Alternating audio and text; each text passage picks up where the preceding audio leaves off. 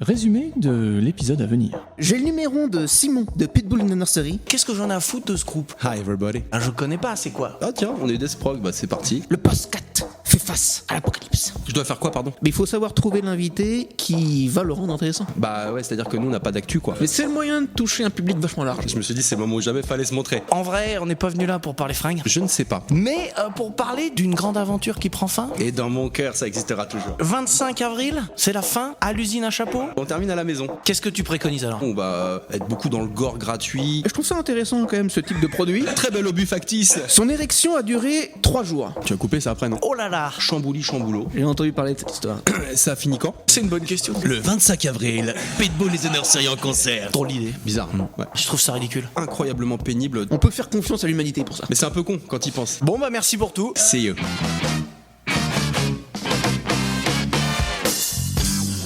Êtes-vous prêts pour un moment inoubliable? Le temps de grimper dans ma piole, d'attraper un slip de bain et je reviens.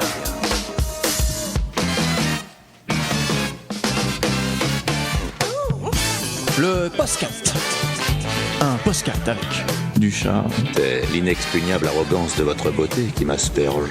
du suspense, J'ai peur. de la frime. Est-ce que c'est une vraie Rolex? Ouais, évidemment. Le Postcat. Présenté par Mammouth Oh, mais quel connard ce type! et le virus. C'est quoi ce plat?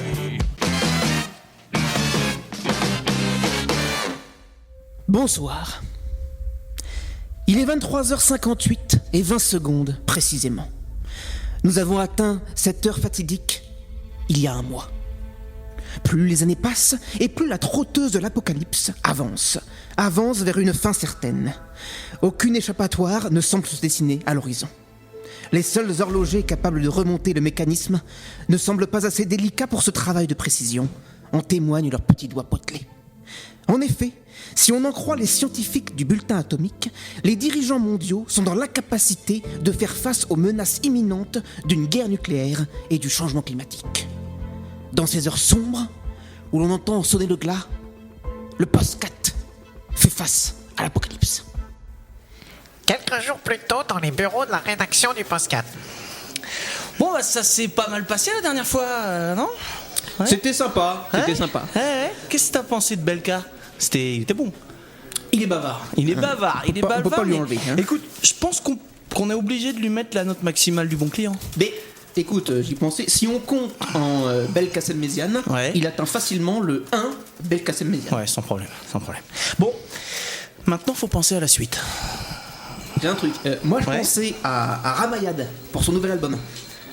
Ramayad pour son nouvel album? Ouais, mais sauf qu'elle a pas de nouvel album. Ouais, c'est vrai. C'est une idée, hein. Bon, écoute, c'est marrant, moi je pensais plutôt un truc dans la continuité, tu vois. L'autre fois, on était dans le funk.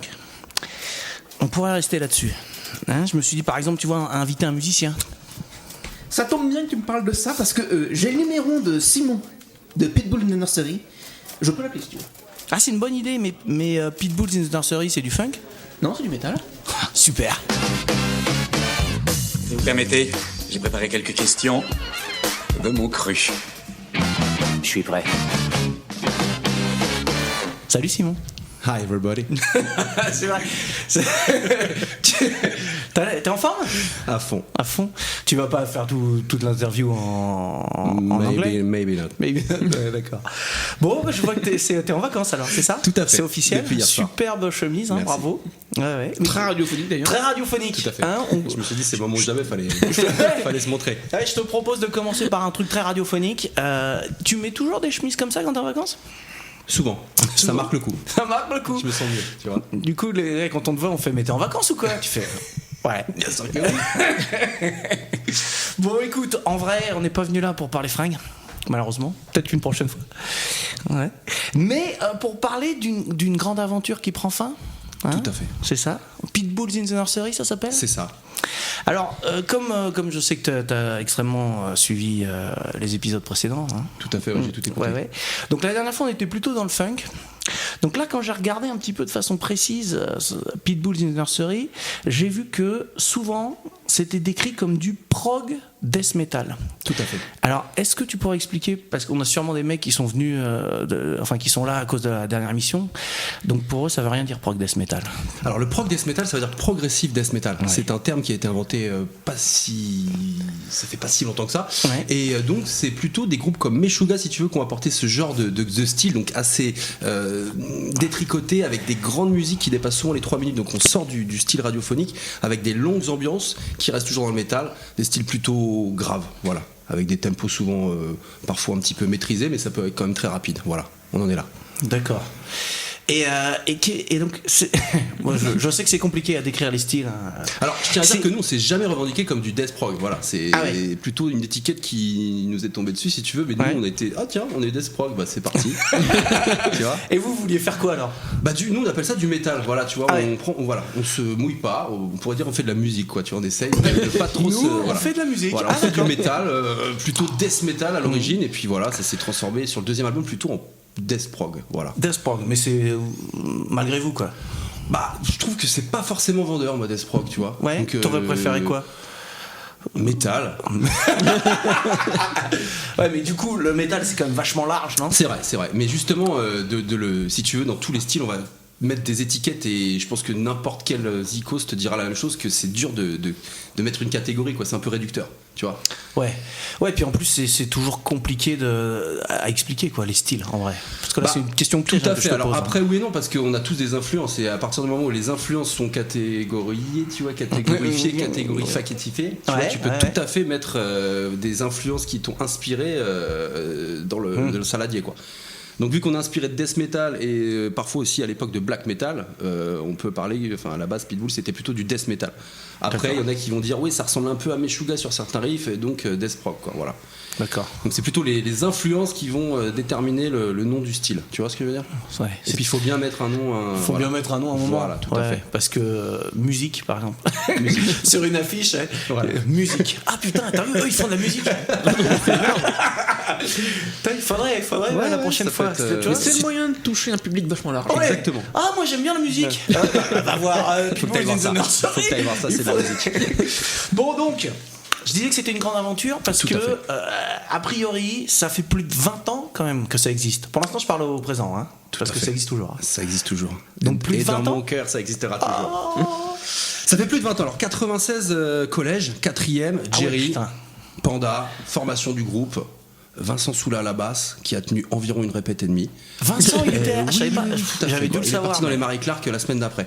Donc suite à ça, Babar est arrivé, super bassiste, quoi. Ouais. Et donc l'aventure jusqu'en 2001, si tu veux, s'est poursuivie sur un ancien répertoire, quoi, un petit peu jeune, quoi, on va dire. Tu vois, des petites notes un peu à côté, des tempos un peu balbutiants.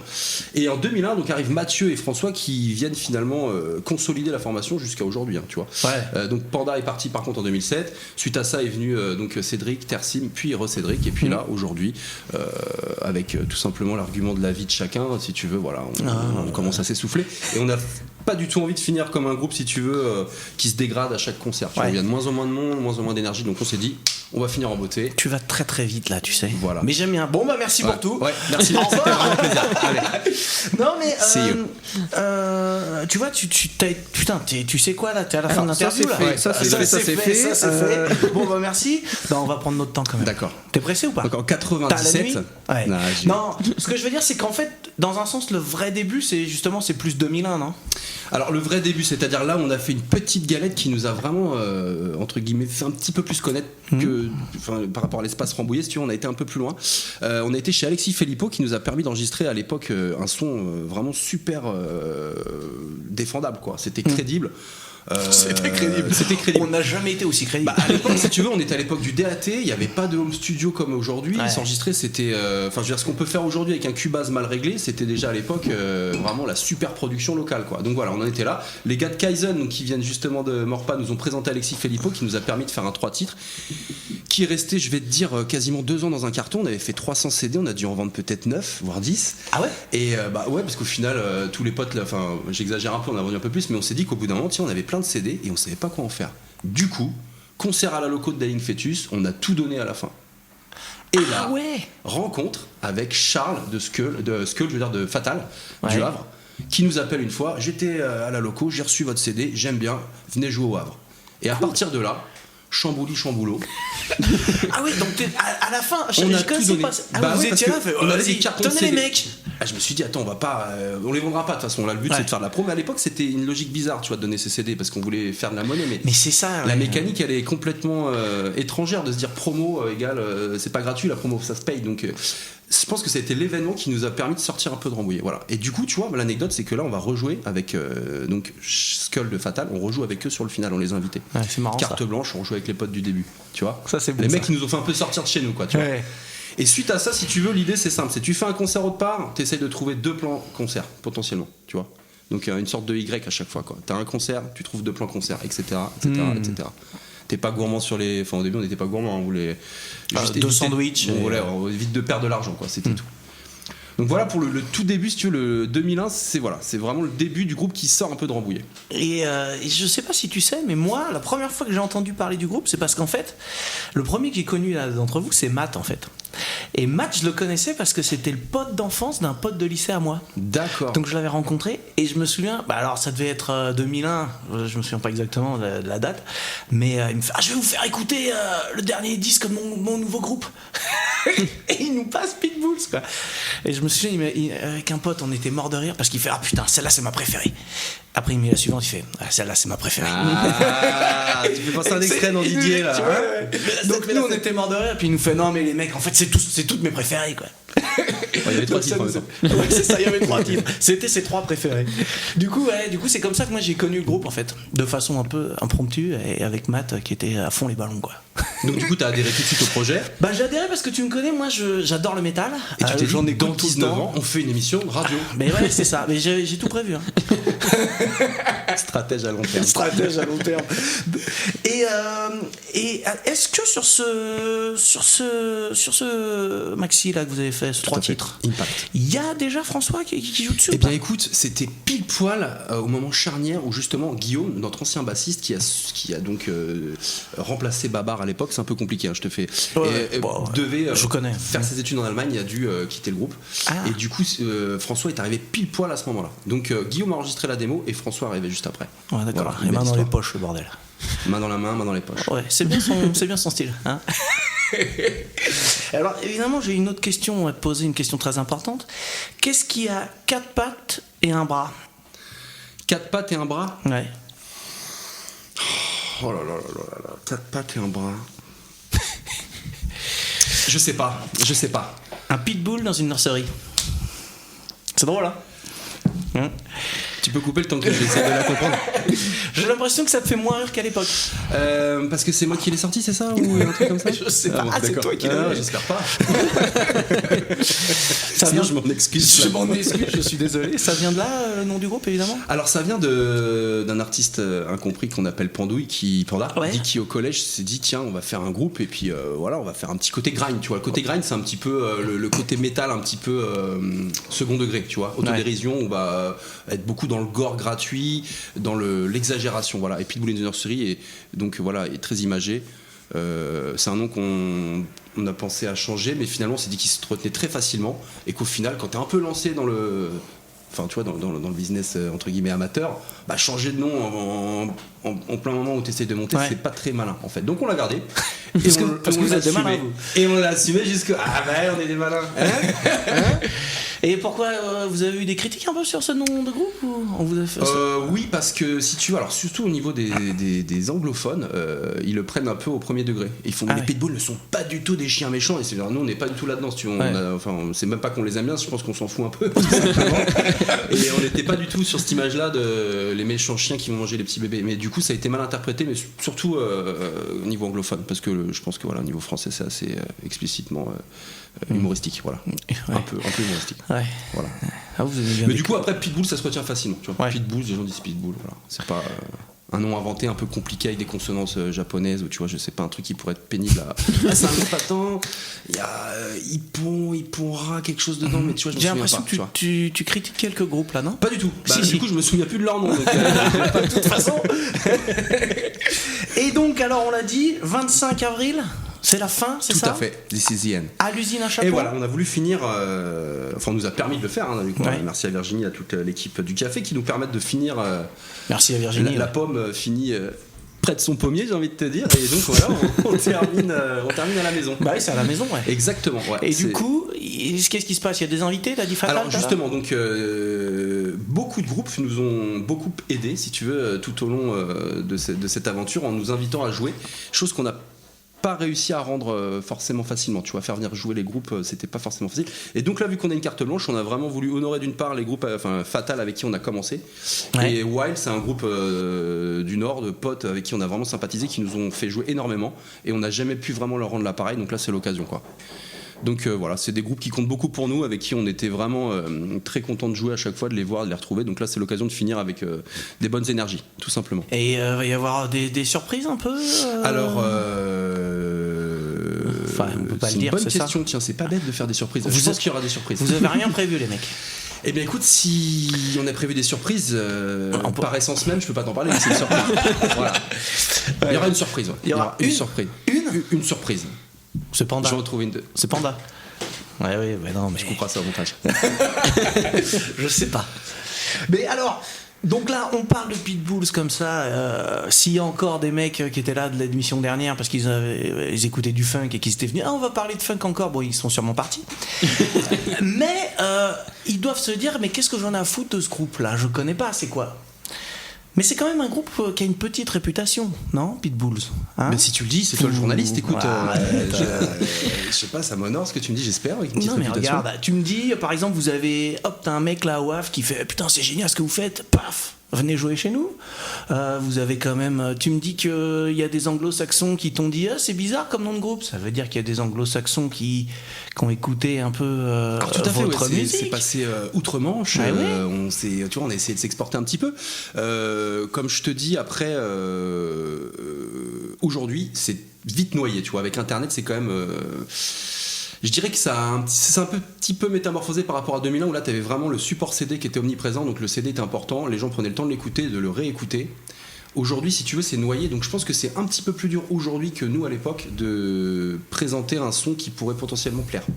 Tu vois ce que je veux dire ? Je pense qu'aujourd'hui il y a des groupes, énormément de groupes qui sont très talentueux, qui peinent qui ont vraiment tout le staff, toute la structure pour plaire, avec, tout marche bien, mais ils sont tous comme ça, quoi. Ils sont pleins comme ça. Les musiciens jouent de mieux en mieux, très très jeunes. Avec YouTube, les tutoriaux sont partout. Nous à l'époque, t'avais des VHS pédagogiques pour apprendre le sweeping. Enfin, c'était, tu l'as regardé 400 fois, tu l'as prêté à ton pote, et il te l'avait perdu. Enfin, t'étais, voilà.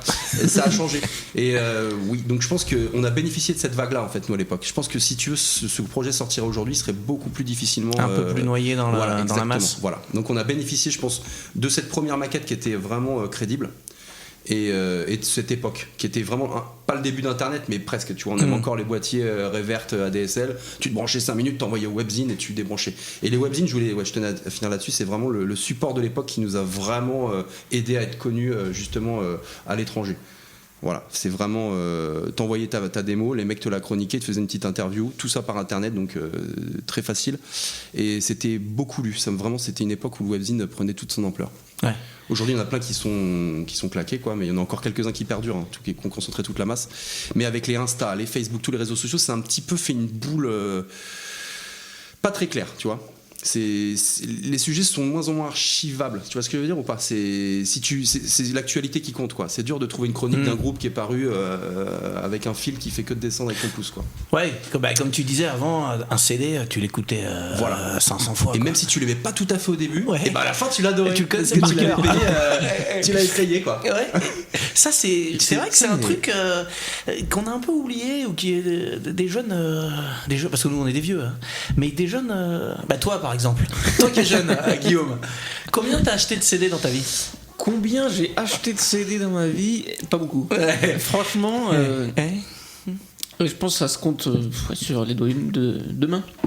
Une dizaine, à peu près. Ouais. Et alors, est-ce que je me permets de te poser une question en dématérialisé ? Est-ce que tu peux te souvenir d'un album que tu as écouté énormément ou pas, tu vois ? Qu'est-ce que ce serait le record d'écoute d'un album, tu vois, en dématérialisé ? Je pense qu'il n'y a pas d'album déjà. D'accord, tu vois, ça change, tu vois. Ouais. Parce que alors déjà, même dans les albums que j'ai achetés, au final, je pense que c'était après des concerts ou des festivals, parce que j'avais bien aimé le groupe. Mais au final, j'ai pas plus écouté l'album que ça. Enfin, j'ai pris les musiques, je les ai mis sur mon téléphone au début.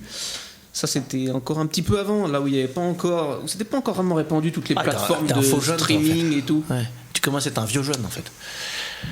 Bah, j'ai connu la transition. J'ai connu la transition au bon moment, tu vois. Au moment où je me disais, tiens, putain, je commence à voir. Parce qu'on se portait quand même les musiques avec les potes, tu vois. Ouais. Tout le monde avait sur son disque dur, ah tiens, attends, j'ai toutes ces musiques là, bah ouais, attends, on échange avec celle-là et tout, histoire d'avoir le plus gros catalogue possible. C'est ça. Et en fait, moi, il y a un moment, pendant longtemps, je me suis dit, putain, il faudrait que je range tout. Et après, donc il y a eu des Deezer, des Spotify, des trucs, et puis en fait, t'as tout, et puis tu t'écoutes plus. J'ai plus de musique sur mon téléphone. Ouais. Tu passes tout de collectionneur à streamer, quoi. Voilà. C'est un petit peu ça. Donc après, t'écoutes même plus vraiment des albums. Enfin, t'écoutes aussi, des fois tu peux lancer un album, tu l'écoutes, mais des fois c'est en aléatoire, tu tombes sur d'autres trucs. Enfin, t'es plus collé sur un album où tu. Alors peut-être que t'en profites moins. Et tu prends aussi, peut-être, tu le découvres moins, tu prends moins le temps de te dire, tiens, est-ce que ce truc-là je l'aime pas, et après en fait je l'aime. Donc il faut que ça matche très vite, tu vois, l'oreille. Il faut que ce soit séduisant assez rapidement. Mais le problème des trucs trop séduisants, c'est que tu t'en lasses plus vite qu'un groupe que t'as un petit peu mérité, tu vois, en plaisir. Tu vois là, on est sur un équilibre un peu. Qu'est-ce que tu préconises alors ? Eh ben je sais pas trop, parce qu'en fait tu vois, on est justement comme tu dis avec les Deezer et tout ça qui sont vraiment quand même pratiques pour découvrir aussi, parce que t'as quand même des équivalents de groupes. T'adores ce groupe là, on te propose d'autres choix qui sont souvent assez cohérents. Eh bien je prends quelque chose qui me séduit un petit peu et je le saigne pendant une semaine, et je l'écoute et je l'écoute et je l'écoute et je l'écoute et je l'écoute et je l'écoute et je l'écoute et je l'écoute et je l'écoute et je l'écoute et je l'écoute. D'accord. Et à la fin de la semaine, c'est nul. Et alors si c'est nul, je l'écoute un peu moins. Donc je l'écoute. D'accord. Voilà, tu vois. Ouais, je vois très bien. Ouais, non, c'est clair. Et alors, comment on se retrouve à signer pour son premier album sur un label grec ? Eh bien, écoute, tout a commencé en 1996 lors de la formation du groupe. Alors en 2000, j'ai envie de te dire, c'est en 2004 on a enregistré l'album. Il était opérationnel en 2005 et là. Tout le monde adorait Pitbull, mais personne voulait nous signer. D'accord. Donc on a farfouillé, cherché. Faut dire que le son du premier album est atypique, original. Le son de Caisse Claire est pionnier. Foiré Non, ou... pionnier. Pionnier. Voilà, on était un peu trop en avance sur notre temps. C'était un choix artistique. C'était un choix artistique entre le random et le choix, tu vois, entre pas le choix et le voilà. Du coup, ça a peut-être pu refroidir certains investisseurs potentiels qui diraient oui, le son, mais là non, tu vois. Et le seul label entre guillemets qui est fait, je vous signe les mecs pour 15 millions de dollars, c'était un label grec. Et ça, c'est l'accent grec. Exactement. D'accord. C'est marrant, j'ai pas reconnu. Ouais, mais c'est le nord de la Grèce. Hein. Exactement. Ok. Ouais. Voilà. Et donc du coup, ça s'est fait et j'ai envie de te dire. Avec toute la cohérence qui s'accompagne du projet, le label a fait faillite l'année d'après. Ok, très bien. Voilà. Mais il avait en tout cas fait le travail de promo vraiment sérieusement. En tout cas, il avait investi sur les pages de magazines, les interviews, les envois, distribution. La distribution était propre, hein. Il y avait en Fnac et tout, c'était propre. On était satisfaits. Ouais. Et c'était à l'international, alors beaucoup en Europe, mais voilà. Pour l'époque, en tout cas, nous on était contents. Et puis, si tu veux, c'est sorti en 2006. En 2007, pendant les parties. Donc après, le groupe a fait une petite galipette accidentelle, quoi. C'était pas forcément. Ça aurait dû être une sorte d'apogée, mais si tu veux, c'est là où ça commençait un petit peu à boiter. Et le label a fait faillite et tout ça, c'est une mauvais présage quand ça arrive. Ah merde. Ouais, d'accord. Voilà. Ah oh, putain. Ouais, je vois tes yeux humides. Tu vois, ouais, c'est la déception. Oui, je vois. Ouais. On peut arrêter là si tu veux. Je vais faire une pause. On va faire une petite pause. Non, moi, il y a un autre truc un jour qui m'a fait marrer. Parce que j'aime bien rigoler, tu me connais. Et j'ai vu un groupe de métal, tu sais, sur une affiche. Donc eux, ils avaient pas mis musique. Ils avaient mis comme style Rambolitan Death Metal. Et là, je me suis dit, putain, ça c'est Pitbulls, quoi, tu vois. Ça, c'est des enfants de Pitbulls un peu, non ? Alors c'était quel groupe, j'ai envie de te dire? Alors un j'ai groupe consonance asiatique. J'ai envie de te dire, je me souviens plus du groupe, du nom du groupe, mais j'ai vu ça, Rambolitan Death Metal. Je me suis dit, je pense qu'il y a une sorte de labellisation. Rambo, il y a énormément de métal, Alors tu sais, je sais pas trop d'explications pour ça. Je pense qu'il y a déjà les structures de répétition sont clairement historiquement créatrices de musiciens. Enfin, c'est sûr et certain. Nous, on traînait la MJC. Il y avait des locaux de répète. On a vu d'autres icônes jouer. Ça nous a donné envie de jouer, de répéter, de créer un groupe, etc., etc. etc. Avec le lycée Bascan, énormément de zikos satellités autour de c'est un de grand projets. lycée aussi, hein. Voilà. Et à l'époque, il y avait Pastel, Explicit Noise, tout le Hardcore. Ouais. Et du coup, ça je les crée connais. une sorte d'émulsion de plein de zikos qui ont envie de monter des projets. Et je pense que vu que les structures pouvant accueillir les groupes pour répéter étaient pas très chères, et du moins abordables, et ben ça a fait foisonner énormément de groupes. Après, il faut se dire les choses, c'est que c'est un style qui, je pense que la géographie de Rambouillet et sa situation fait que la plupart des publics peuvent se permettre d'acheter soit des guitares électriques, soit des batteries. Tu vois ce que je veux dire? Je fais une généralité abusive, hein. Mais c'est quand même un style qui peut coûter un peu plus cher que juste faire du beatbox, quoi. On est d'accord. Et voilà, Rambouillet est aussi propice à ça. Je pense qu'à pouvoir accéder aussi à des instruments qui sont un peu cher. Mais quand je te parle de Rambolitan Death Metal, t'as pas l'impression d'être un peu le père, entre guillemets, de ça? C'est peut-être un peu exagéré comme terme, mais... non, je pense pas. Je pense qu'il y a beaucoup de groupes de Death Metal. Je pense que ça vient juste de là, tu vois. Il y a D-Fletcher, il y avait Whisper of Death, et j'en passe, il y en avait quand même un bon nombre pour la petite ville que c'était, quoi. Et je pense que ça vient plutôt de là que d'une sorte de pionnier du métal ou des... Bon, je pense pas. Je pense pas. Mais vous avez peut-être été quand même un peu le groupe de Death Metal connu du coin, le premier. Voilà, alors peut-être, qui est un petit peu sorti de Rambouillet, voilà, c'est juste ça. Et quand on faisait des fêtes de la ZIC, il y avait certaines personnes qui venaient parfois de Paris, donc c'était vraiment gratifiant pour nous, et du coup ça a augmenté un peu la masse, et ça donnait une ambiance de scène où les gens avaient peut-être envie de revenir nous voir plus tard. Donc tout ça, ça fait un effet boule de neige.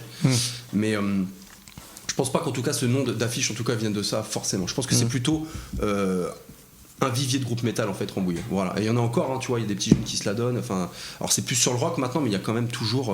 Tu le vois sur la fête de la musique. Le nombre de groupes qui viennent de Rambouillet, il y a combien? Il y a 100 plateaux, 120 plateaux, j'exagère à peine, je sais plus. Il y a énormément de groupes. Hein. Enfin, pas plateau, mais je veux dire de groupes. J'étais en train de dire 120 scènes. Qu'est-ce que c'est que ça? Il y en a quand même un bon nombre qui viennent de Rambouillet, qui la pètent dans les locaux. Ouais. Et toi, dans tes professeurs d'école? Tout à fait. Est-ce que ça t'est déjà arrivé d'avoir un parent qui vient chercher son gamin à l'école et qui fait: mais je te connais, toi, tu joues dans Pitbull? Eh ben, c'est jamais arrivé. C'est jamais arrivé, non, tout à fait. C'est pas arrivé à ma connaissance. Non, ça n'est pas arrivé du tout. Ça aurait pu être super sympa, ceci dit, mais après. Je sais pas, non, c'est jamais arrivé. Après, j'ai vu pas mal pourtant de parents potentiellement métalleux, si tu veux, mais c'est pas forcément. Enfin, d'une part, j'allais pas dire, au fait, je suis le guitariste de Pitbull, the nursery. Et t'as pas toujours un t-shirt de Pitbull sur toi quand tu fais quoi? À l'époque, j'en mettais beaucoup, mais non, ça s'est jamais produit. D'accord. Ça aurait pu. Ça aurait pu être marrant. Je t'ai fait mon CDR. Moi, il y a un autre truc qui m'a. J'avoue que j'ai été un peu jaloux. D'accord.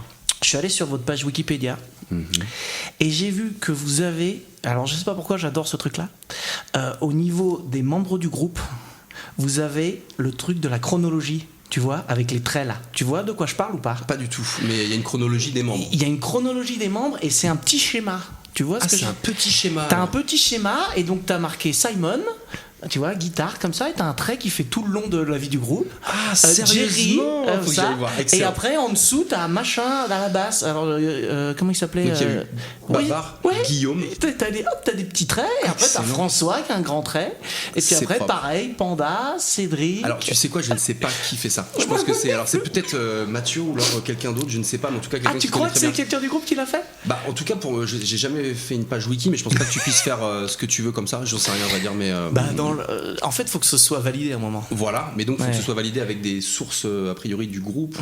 Mais j'ai déjà dû en tout cas faire patte blanche auprès de Wikipédia il y a quelques années. Donc j'ai dû dire oui, je suis vraiment du groupe parce qu'on avait dû changer quelque chose. Donc je pense qu'on a les droits d'édition, mais en tout cas ce diagramme-là, je ne sais pas qui l'a mis. Ouais. Écoute, j'ai vu ça, j'ai fait putain. Je sais pas pourquoi, j'adore ces diagrammes-là. Et vous en avez un, je fais putain les mecs. Ça, tu vois, ça c'est la gloire. Si t'as une règle, une petite feuille. Ouais, ça te fait avec temps. Je vais trouver ça. Un petit stabilo, on change les couleurs. Et donc. La grande question un peu qu'on peut se poser, c'est qu'est-ce qui a fait que vous n'avez pas réussi à franchir la petite étape supérieure, aller plus loin et devenir un peu pas forcément des méga stars, mais au moins, tu vois, en vivre ou faire que ça. Alors en vivre, je pense que si on est lucide, c'est possible, mais il faut travailler vraiment énormément, faire énormément de sacrifices, et il faut que l'aventure humaine soit très limpide, faut vraiment bien s'entendre. Nous on est arrivé, si tu veux, à l'ère de Lunatic, à un moment où on sortait un peu de la fac et on commençait un petit peu à dire on va faut peut-être trouver un job un jour ou l'autre. Et si tu veux, ça arrivait vraiment à ce moment-là où, pour ma part, j'ai dû aller, finir les études et ça me prenait énormément de temps. Donc c'était très incompatible avec plein de concerts et tout ça. Donc déjà, moi je pense que j'ai freiné un peu le groupe à un moment où eux étaient vraiment, en tout cas, prêts à se lancer. Mais c'est un pari qui est vraiment, alors qui ne tente rien à rien, mais c'est un pari fou parce que le métal en France, c'est quand même compliqué d'en vivre, clairement. Tu peux faire un billet, tu peux te défrayer, tu peux passer de super bons moments, mais tu peux voir un groupe comme Benighted qui tourne énormément, mais énormément, tous les week-ends, brut de scène, et je pense qu'ils en vivent pas, si tu veux. Alors après, c'était un choix, ils pourraient largement faire de l'intermittence, mais c'est quand même une vie de sacrifice aussi, quoi, faut se le dire, tu vois. Donc moi, je pense qu'on a à un moment donné pris le choix de rester amateur et de prendre énormément de plaisir. C'est ce qui fait que le groupe est encore vivant aujourd'hui, parce qu'on aurait vraiment splitté bien avant. Tu vois, les enjeux créent des tensions qui sont parfois dures à supporter au sein d'un groupe. Là, on était quand même vachement. Parfois, on vient répéter, on pourrait très bien ramener un barbecue et un jeu de boules, quoi. Si tu veux. On répète à 8h, on commence souvent à 21h30, quoi. Voilà. On aime bien se voir, on aime bien parler, on aime bien discuter, rigoler, et puis après, on y va, quoi. Tout ça, ça explique un peu aussi pourquoi ça a stagné. Et alors après, le départ de Panda n'a pas aidé, si tu veux. Ça a mis un petit coup dans les pattes de la motivation générale. Retrouver un chanteur, c'est compliqué. Enfin, tout ça, ça a mis du temps. Et donc après, on a retrouvé quand même Tersim. On a fait un deuxième album. Ouais. Et voilà, après, on était déjà plus dans les... Je sais pas quel âge j'avais, mais en gros, on était plus proche de la trentaine. Donc tout ça, ça fait qu'une fois que t'as ta vie de famille, t'as ton boulot et tout ça, tu peux pas... Il faut faire des choix. Tu peux pas te lancer à fond dans le métal... Voilà, tout simplement pour des questions de il faut manger et compagnie. Donc tu peux pas parce que c'est chronophage quoi. Si tu veux te lancer là-dedans, faut vraiment donner énormément d'énergie, être tout le temps sur les fronts, les contacts, les relances, les concerts, la compo. Ouais, vous avez jamais eu non plus vraiment de manager qui s'occupait de vous? Alors Greg s'occupait de nous, donc Greg s'est bien occupé de nous et puis ça l'a pu faire vers 2008. Écoute, après il y a eu des histoires internes comme n'importe quel groupe peut avoir des histoires. Ouais. Et puis après, si tu veux, après il y a eu plein de changements au sein du groupe, mais suite à ça, il n'y a plus entre guillemets de management quoi. Après, vu ce qu'on faisait, si tu veux, c'était pas non plus nécessaire. Ouais. On n'avait pas énormément de propositions qui nécessitaient une tierce personne pour gérer tout ça. C'était assez calme, voilà. C'était calme. Non, mais ce que je veux dire, c'est que moi, comme les autres du groupe, pouvaient largement faire cette tâche-là. C'était pas. Alors, à l'époque de Lunatic, c'était un peu plus actif. Il y avait beaucoup plus de. Lunatic, c'est le premier album. Exactement, tout à fait. T'as vu ? Tout à fait. Ouais. Ouais. Je connais des titres de chansons de Pitbull, si tu te rappelles. Hein. T'as lu Wikipédia, toi. J'ai vu votre diagramme. Je sais pas si je t'en ai parlé. Non, alors vas-y, raconte. Alors, c'est simple. Donc, il y a ton petit nom. C'est pas vrai. Ouais. Et t'as un trait comme ça, guitare, tu vois, et c'est la couleur, le trait. Je peux t'en faire un si tu veux. C'est vrai ? Ouais. J'ai l'impression d'avoir déjà vécu ce moment. Comme on disait là, tout à l'heure, je crois qu'on n'enregistrait pas quand on parlait de ça, mais avec Guillaume, on a fait pas mal d'interviews à une époque de groupe au Café de la Plage et tout ça, et on avait notamment une fois interviewé Éric Garot, plus connu sous le sobriquet de Rick et les Affranchis. Je sais pas si ça te dit quelque chose. Ça dit quelque chose. Ouais, tout à fait. C'est un groupe. C'est un mec qui est un petit peu plus âgé que nous. Je sais pas quel âge il a exactement, Eric. Cinquantaine, un peu plus de 50 ans, je pense. Un peu plus de 50, hein, t'es dur. Hein. Bon. Allez, on va dire par là, 45, 50, on va dire un truc comme ça. Et donc on avait posé une petite question pour le taquiner. Alors je me souviens plus exactement de la formulation de la question, mais c'était ça fait 20 ans que tu fais de la musique et personne te connaît, quoi. Et c'était un peu ça, tu vois, pour taquiner. Et lui, il avait répondu un truc que en fait j'ai trouvé très vrai. Il avait répondu, mais en fait c'est bien de toujours faire de la musique, tu vois. Il fait moi je suis content en fait de toujours faire de la musique. Moi j'ai vu un peu comme tu disais tout à l'heure là, si tu t'investis plus des fois les groupes ils existent plus et tout. Il fait moi je fais toujours de la musique quoi. J'ai 50 piges et puis je m'éclate toujours quoi. Et donc, tout ça pour en venir où, hein ? Parce que là, je te raconte ma vie, tu te dis qu'est-ce que c'est que cette merde. Mais justement, en fait, je trouve ça très intéressant, tu vois, le fait de toujours faire de la musique. Et il y a un truc que je trouve un peu bizarre, c'est, tu vois, c'est une passion, quoi. Tu fais de la musique. Et on n'imaginerait pas un mec qui kiffe le cinéma, qui dirait à 40 piges, ah non, moi j'arrête de regarder des films. Ouais, c'est fini. Maintenant, ma passion, c'est fini. Et par contre, un mec qui, tu vois, fait, mais tu joues encore de la guitare ? Donc t'as jamais fait cette... Eh bien non, écoute, on m'a quand même dit, j'ai souvenir d'une connaissance de mes parents qui disait à mon père, parce que j'écoutais du métal depuis très longtemps, il fait t'inquiète pas, ça va bientôt passer quoi. Mais c'est toujours pas passé, tu vois. Et tous ceux que je connais autour de moi ont toujours, alors évidemment, voilà, une écoute complètement large, mais toujours un pied là-dedans. Personne n'a fait c'est fini pour moi, j'ai complètement décroché, c'est un style vraiment pour les bourrins. Voilà, c'est un truc qui te suit tout le temps. Et la musique, oui, j'ai envie de te dire, je dirais idem, quoi. C'est pas parce qu'en tout cas nous on arrête Pitbull qu'on va arrêter la musique, quoi. Tous dans le groupe, voilà, ont des projets parallèles ou, tu vois, sont des gros mélomanes. En tout cas, instrumentistes, personne n'arrêtera suite à la fin de Pitbull, quoi. Tu vois ce que je veux dire? Mais oui, en effet, quand il y a des enjeux, les groupes peuvent parfois se déchirer, quoi. Tu vois, ça peut être très simple, hein, s'il y a des icônes qui, par exemple, ne voudront jamais aller jouer s'ils sont pas de cachet. Ce qui paraît complètement logique, tu vois. Mais dans l'autre logique un peu réelle, si à un moment donné tu pars pas sur une notion de sacrifice de ça, bah tu joueras jamais autre part en fait. Il y a un début à tout, quoi. Après c'est simple, une salle va aussi, une asso va te prendre si ils se disent que en te payant, le public va quand même ramener un peu plus, voire autant ou un peu plus. Mais si tu payes un groupe 2000 € et que tu récoltes 30 €, l'asso elle va pas faire long feu. Voilà. Moi, il y a un truc qui m'a toujours fait marrer par rapport à ça, c'est, tu sais, les salles, on est toujours en contact quand tu fais de la musique avec les salles, quoi, et les mecs ils te donnent des conseils, tu vois. Et souvent, t'as plein de mecs qui te donnent des conseils, ils font ouais, mais pour que votre projet il marche, pour que ça ait l'air sérieux, faut que vous demandiez des cachets, faut que vous demandiez au moins 1500 balles, et voilà, vous demandez partout, vous jouez pas à moins de ça. Tu fais ok, d'accord, ouais, t'écoutes. Et le mec il te rappelle 3 mois après, il fait ouais, vous voulez venir jouer chez nous? Bon, par contre, on n'a pas de thunes, on vous paiera en sandwich, hein, ça vous va? Par contre, on a que 5 plats, quoi. Ouais, voilà, c'est ça. T'as envie de leur dire, ben non, moi je vais prendre 1500 balles. Ouais. Mais c'est marrant, hein, et là, tu vois, c'est décalage. C'est pas comme ça que ça marche, c'est pas tu joueras nulle part. Faut être lucide, les mecs. Et ouais, c'est la visibilité, quoi. Mais c'est clair, quoi. Ouais. Là, vous allez dans le mur, les mecs. Faut pas, vous prenez pour qui? Hein? Alors après, il faut faire attention parce que si tu rentres dans un réseau d'assos, dans le métal, c'est beaucoup d'associations. Hein. Et les SMAC, c'est de temps en temps, les salles de concert de temps en temps, mais beaucoup d'assos qui ont des rapports avec des salles qui te font jouer. Si tu commences à demander 200 balles tout le temps et qu'à un moment tu fais j'en veux 600, en général, ils se connaissent, les mecs. Ils font mais tu demandes 600, mais mon pote, t'as joué pour 200 balles. Enfin, tu vois, faut. Donc voilà, nous on essaie de s'arranger au mieux. Tu vois, on essaie de faire un truc cohérent. On n'a jamais été trop cher, mais on essaie de s'arranger. Les assos, personne va te dire on a vraiment trop de thunes, on aimerait bien vraiment vous payer cher, quoi. C'est plutôt, quoi? Vous prenez 200? Non, on vous paye 600. Voilà. Par contre, nous on a toujours été à cheval là-dessus, et c'est valable pour, je pense, n'importe quel groupe. Au bout d'un moment, quand tu fais un peu de concert, c'est que tu prends pas zéro, quoi. Tu peux pas dire à une asso on a vraiment pas de thunes, ça vous dirait de jouer gratos, c'est pour la bonne cause. Ouais, mais non, quoi. Par principe, tu fais un petit effort. Tu vois, c'est normal, quoi.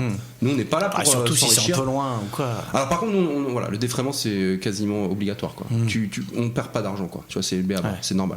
Comme j'avais vu une fois un article qui tournait sur le Facebook qui était pas bête, tu fais pas venir. Je fais une soirée chez moi, tu veux pas venir faire à bouffer vu que t'as un resto voilà. Par contre, on peut pas te payer, quoi. Tu vois, tu fais pas ça. Mais c'est pareil avec des musiciens, quels qu'ils soient, quoi. Ouais, j'ai vu aussi beaucoup de mecs qui font du web design ou des trucs comme ça, des graphistes qui hallucinent là-dessus à chaque fois. Tu veux dire qu'ils demandent un petit billet? Non, justement, les mecs, on leur fait à chaque fois bah écoute, pour la visibilité, c'est vachement bien. Ouais. Regarde, je peux pas te payer, mais tu fais bah ouais, mais en fait, c'est mon boulot, quoi. Voilà. Ouais. Non, mais tout travail mérite salaire. Après, c'est. Tout dépend de la taille du projet et de l'objectif du projet. Après, je pense que voilà, tu peux pas. Je trouve ça assez indécent de demander à des groupes de venir pour rien en disant que t'as pas d'argent. Si t'as pas d'argent, tu fais pas de concert, tu fais pas d'assaut, tu fais pas d'organisation. Tu vois, tu te débrouilles pour trouver des fonds, tu t'endettes un peu, c'est une prise de risque aussi. Hein. Quand t'organises, il y a forcément une prise de risque. C'est ce qui fait que c'est un peu l'adrénaline de l'orga, quoi. C'est que parfois c'est bien et les gens sont contents. Voilà. Après, je te parle d'un réseau très amateur, encore une fois. Là, je te parle pas d'un réseau professionnel où voilà, c'est différentes strates. Après, il y a évidemment aussi un peu d'argent. Tu peux avoir des fanfares qui bougent tout le temps pour 1500 €. T'as jamais entendu parler du nom de la fanfare, tu vois. Mais c'est un public extrêmement large, une fanfare. Ça va de 7 à 77. Ouais. C'est pas le même public ciblé, quoi. Voilà, clairement.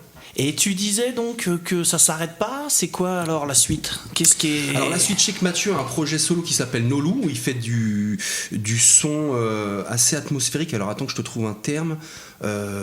Un peu prog, mais pas du tout death, tu veux. Ce serait plutôt du post-rock, tu vois. Donc un style plutôt aérien, tu vois, donc très, très, très agréable à écouter. Jerry, à ma connaissance, n'a pas de projet instantané. Il est plutôt à fond dans le vélo, notre petit Jerry. Il adore le vélo, donc il met tout là-dedans en ce moment. Mais je pense qu'il va être d'une part sollicité par d'autres projets, parce que c'est quand même quelqu'un qui a énormément de talent. Mais il veut pas dans un super tanker, là, ça existe pas? Alors écoute, je crois qu'en ce moment c'est assez en stand-by. Alors je crois qu'il n'y a pas eu de fin, mais je crois qu'il n'y a pas non plus de reprise. Donc voilà, une brèche intertemporelle qui s'est créée là. Mais voilà, il serait théoriquement toujours dedans, et dans Tsar Bomba aussi. Il jouait aussi dans un groupe de losers, McFly Clan, un truc comme ça, je crois qu'il a déjà joué avec eux, non, ça me dit rien.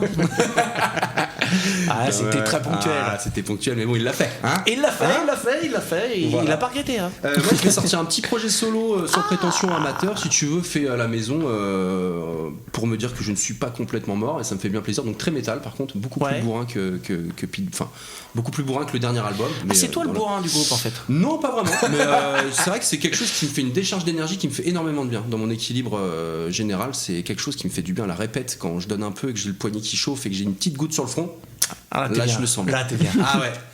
Tu vois. Tu comptes jouer un peu avec ce projet ou pas en du live? tout. C'est pas du tout prévu pour l'instant. En fait, ce qui m'intéresse, c'est vraiment de finir proprement Pitbull, et puis je crois que je vais le lancer, ce projet. Alors je parle de le lancer, si tu veux, ça va être un petit partage qui va faire un pétard mouillé, mais peu importe. En tout cas, c'est du grand plaisir, et je vais essayer de le faire en même temps que la fin de Pit, quoi. Ça va être un peu symboliquement d'éviter une sorte de mort musicale. Tu vois ce que je veux dire? Voilà. Je suis pas mort. Hein. Et ça s'appelle comment? Alors ça s'appellera Nakara. Avec des consonances asiatiques. Tu vois ce que je veux dire? Un truc que tu pourras retenir facilement. Non, mais c'est vraiment, c'est le vrai nom. C'est vrai nom. Me regarde pas comme ça. C'est le vrai nom. Parce que ça ressemble à une blague. Tout ce que tu dis depuis tout à l'heure. J'avais un peu prévu le truc. Non, putain, mais quel talent! À la base, c'est une couleur. Alors, je t'expliquerai rapidement. J'ai cherché des noms. J'ai trouvé des super noms. Et j'ai tapé ce nom-là sur Google avec métal derrière. Tous ces noms étaient pris. Putain. On me les avait volés avant même que j'ai. Tu vois, c'est vraiment sur les enculés. Ils sont partout. Du coup, j'ai trouvé que ce nom-là sonnait bien. À la base, c'est une couleur, Nakara, tu vois, une sorte de rouge un peu martien, tu vois. Et du coup, j'ai changé l'effet par un rouge martien. Ça veut dire quelque chose pour toi? Tu vois, Mars, on appelle la planète rouge, une sorte de couleur un peu ocre. D'accord, ok. Voilà. Un peu orangé, quoi. Ouais, je dirais un peu ça, tu vois. Donc, voilà, j'ai trouvé que ça sonnait bien, je l'ai gardé. Et encore une fois, c'est Roland Garros comme couleur. Vu que c'est complètement pas très important, bah, je fais ce que je veux. Et voilà. Et ça, c'est bon. Ça, j'aime bien, tu vois. Putain, mais quel talent! Ouais, tout à fait. Et qui on a oublié? Et François, là, il fait partie d'un groupe, je l'ai vu sur scène l'autre jour. Fait partie ça va me revenir de Nerved, voilà, check. Et du coup, c'est un groupe, je crois, de metal, power metal, un peu années 90, tu vois, un peu panthéresque, je dirais, tu vois, pour faire un gros cliché. Et c'est avec, donc, si je dis pas de bêtises, Julien, ex-guitariste de Kaizen, si je ne dis pas de bêtises. Ouais, je les ai vus, moi, sur scène. Tu les as vus. Et c'est avec le chanteur de Red Morning. Tout à fait. Exactement. Donc gros combo, et ça a l'air d'envoyer bien la sauce. C'était pas mal, ouais. Voilà. Et donc à côté de ça, François fait toujours des enregistrements dans son studio, hein, le Dark Wizard Studio, et ça marche bien, quoi. Hein, ça, il a toujours du projet, quoi. Tout le temps du projet. Donc je pense que lui, il est plutôt, voilà. Et je pense que voilà, avec Nerve et son projet de studio, je pense qu'il a bien rempli son planning. Voilà. Après, je lui ai pas demandé dernièrement. Je vais le revoir lundi, si tu veux, je lui en parlerai. Mais ouais, ça me ferait plaisir. Voilà. On réenregistrera un petit bout pour rajouter post-Christophe. Un petit drop. Voilà. On se met bien, d'accord. Donc le 25 avril à l'usine à chapeau. Tout à fait, samedi soir. Ça va être bien. Voilà. Donc on aurait bien fait venir aussi nos super potes des Joestigma, bah voilà, un gros groupe de métal plutôt du nord des Yvelines que de Rambouillet, mais voilà, qui est à Voine Grave, avec qui on a fait une petite tournée l'année dernière en janvier. Et c'est eux qui avaient trouvé toutes les dates. Le problème, c'est que là, tu vois, au bout d'un moment, moi j'étais en mode allez, 4 groupes et tout, on m'a fait non, 3 groupes, c'est bien, on va se calmer. Du coup, là on a privilégié ceux à qui on avait entre guillemets pas des dettes, tu vois, mais à qui vraiment ça aurait été malhonnête de notre part de pas rendre l'appareil, vu qu'on avait l'opportunité pour une fois de le faire. Et Fatal, c'est vraiment symbolique, c'est vraiment, je te dis, ce groupe là avec qui on avait fait une petite tournée qui nous avait un petit peu fait connaître, voilà. Donc c'est un peu symbolique, tu vois, c'est un peu affectif, symbolique. Ça va nous faire plaisir. Putain. Écoute, merci pour cette interview, c'était formidable, mais maintenant nous allons passer à la suite. J'espère que t'es prêt. Il prend du LSD, frappe sa femme, se coupe le sexe et saute par la fenêtre. Nous étions sans nouvelles de lui depuis un mois. Je comprends maintenant pourquoi. Donc le mois dernier était le mois de janvier 2020, et comme on le sait tous, il s'est passé beaucoup de choses, beaucoup de faits d'actualité originales, improbables, étonnants. On va en balayer quelques-uns, et le but, voilà, c'est que tu choisisses celui qui te parle le plus, qui t'étonne le plus, qui te fait le plus réagir. Je dois faire quoi, pardon? Alors, écoutez quand on te parle, déjà. D'accord. Ne pas couper la parole. Ne pas couper la parole. Ça, c'était bien. T'as bien, c'est bien. Très bien. Choisir celui qui te parle le plus. D'accord, je choisis. Tu choisis, voilà. Après, on peut discuter à chaque fois, évidemment. Tu vois, des petits faits comme ça, on en parle. Voilà, 4 petits faits, on en parle. Et à la fin, tu dis, moi, mon préféré du mois dernier, si je devais en retenir qu'un seul, bah, ce serait celui-là. Ok, ça marche. Ça va, tu vas y arriver? Bah, je sais pas. Alors, on va commencer par le premier fait d'actualité. Ça va nous mettre en jambe. Alors, en prévision d'un rendez-vous galant, un jeune Mexicain de 30 ans a décidé de prendre un petit stimulant sexuel. Ça arrive. Donc, il s'est rendu chez son voisin fermier et lui a acheté du Viagra pour taureau. Son érection a duré 3 jours. Et il a dû être hospitalisé d'urgence. Et donc, au milieu de cette histoire, un médecin rapporte une érection de plus de 4 heures est une urgence médicale. Ouais. Voilà. Donc ce pauvre homme a été en érection pendant 3 jours. 3 jours. Y a-t-il eu des séquelles? On ne sait pas, mais il était pas bien. Hein, il était crevé. 3 jours d'érection, c'est long quand même. Et je pense que surtout le pique, corps spongieux devient solide. Voilà, il n'y a plus rien dedans, quoi. C'est du Après, brick. ce que l'histoire ne dit pas, c'est comment s'est passé le rendez-vous. Ah, c'est vrai. L'histoire parce ne le dit pas, mais vu qu'il l'a pris avant le rendez-vous, enfin bon, je sais pas. Ouais. Jusqu'au rendez-vous, ça s'est bien passé, quoi. C'est après que ça a été plus compliqué. Bon, c'est bon. Maintenant, c'est pas tout ça, mais il faudrait peut-être que ça redescende. Donc voilà, c'est mexicain. Hein. C'est quand même des déconneurs. Hein. Voilà, non, mais n'achetez rien chez les fermiers, hein, si on peut avoir une. Alors, deuxième fait, toujours un petit peu dans le même domaine, étonnamment. La bite, tu veux dire? Pas loin. Une jeune américaine a perdu son sextoy à l'intérieur d'elle-même, en marche. Donc, elle est arrivée à l'hôpital en vibrant encore. Donc le gynécologue obstétricien Dr Greg Marchand est alors entré en scène et donc il a dit, je cite, « J'ai été surpris quand, en regardant dans l'abdomen, j'ai réalisé que l'appareil se trouvait en fait dans la vessie. Je n'avais jamais vu un cas pareil de toute ma carrière. » Donc une intervention chirurgicale a bien évidemment été nécessaire pour retirer le sextoy.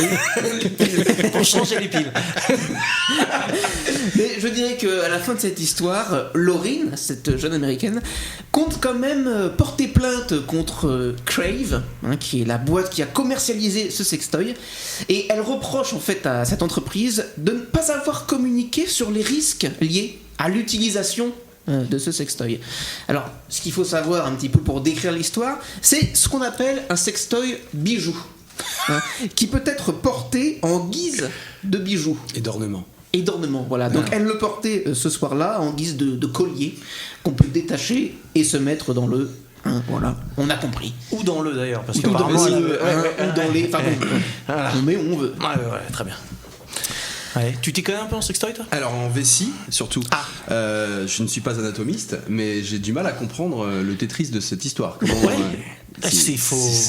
Géométriquement, il y a une faille intertemporelle aussi là. Spatio-géométrico. Il faut forcer un moment pour que ça rentre. Après, alors, il faudrait peut-être se renseigner un petit peu sur le site du constructeur, j'ai pas été voir, mais sur la taille un petit peu de l'objet en question. Je trouve ça intéressant quand même, ce type de produit, de sextoy bijou. Il y a un marché, vraisemblablement. Vraisemblablement, ouais. J'aurais pas parlé dessus, mais il y a un marché. D'accord. C'est dingue ça. Voilà, donc à l'approche de la Saint-Valentin, ça donne une idée. Troisième petit fait marquant du mois dernier. Mercredi 22 janvier, à 10h, c'est cours d'histoire au collège de Vesoul.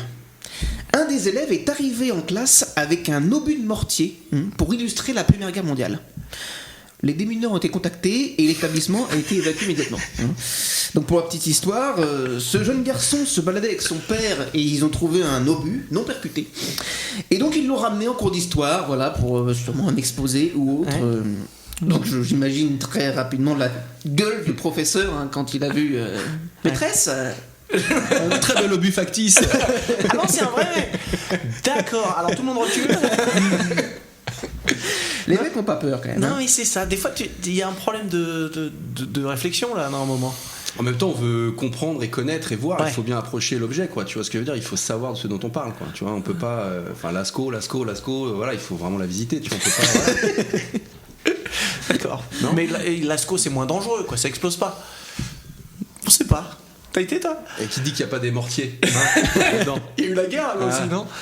Ouais, t'as raison. Putain, mais ce qui est le plus étonnant, c'est que, à la limite, donc, ce petit garçon, je crois que c'était un petit garçon, il a trouvé un obus, il l'a ramené, bon, il savait pas, mais il était avec son père, hein. Et son père lui a dit, bah oui, ramène-le en classe, ce sera super. Merci, papa. Ça fait maracas.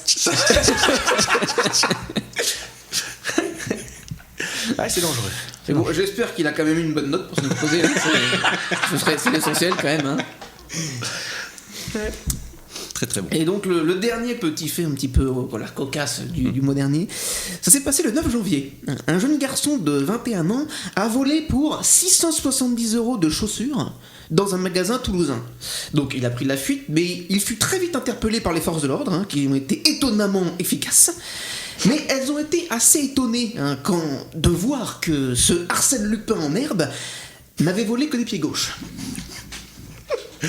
Excellent. Alors évidemment, voilà, donc il a volé en fait tous les modèles d'exposition, mais qui ne sont exposés que sur un seul des pieds. Ouais, évidemment. C'est ballot. On peut noter quand même un petit peu l'idée, le côté téméraire de la chose. Voilà, 670 € de chaussures, il faut le faire. Ouais, bon, c'est super des remarques. C'est des demi-terres. C'est vrai que ça peut aller vite. C'est vrai que ça peut aller vite, hein, mais voilà, donc il a dû se trouver un peu con quand même. Et comment tu fais pour revendre des pieds gauches?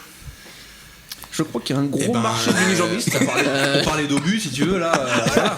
Tu vois, on est dans le thème. Tu vois. Ouais, c'est pas faux. Putain, il y avait une transition, effectivement, entre les deux. Je l'avais pas vu venir. Bien joué. Moi non plus, mais tu vois, le texte est qui. Donc voilà, on m'a balayé 4 faits d'actualité un petit peu insolites. Est-ce qu'il y en a un qui t'a plus touché que les autres? Je pense que le premier est vraiment au-dessus, quoi. Tu vois ce que je veux dire? Il y a quelque chose qui se passe, il y a une sorte de magie, il y a quelque chose qui s'opère. Puis il y a le côté un peu exotique, tu vois, voilà, outre-Atlantique. Un petit côté latino aussi, tu vois, ensoleillé. Ouais, mais d'ailleurs. Voilà, tu vois, donc je sais pas, ça me plaît. Le 4 jours. J'aimerais savoir ce qui lui arrive à ce pauvre jeune homme. Parce que c'est quand même. Tu vois, ça peut traumatiser en fait, tout simplement, quoi. Tu vois ce que je veux dire? Il peut peut-être y avoir des séquelles. Hein, je sais pas, j'ai jamais essayé. Mais ça donne envie. T'as la paupière qui a tremblé là. J'ai vu un truc. Mais j'imagine en effet que le Viagra pour taureau, ça doit quand même quelque chose, quoi. Hein. On n'est pas sur du Doliprane, quoi. Enfin bon. Hein.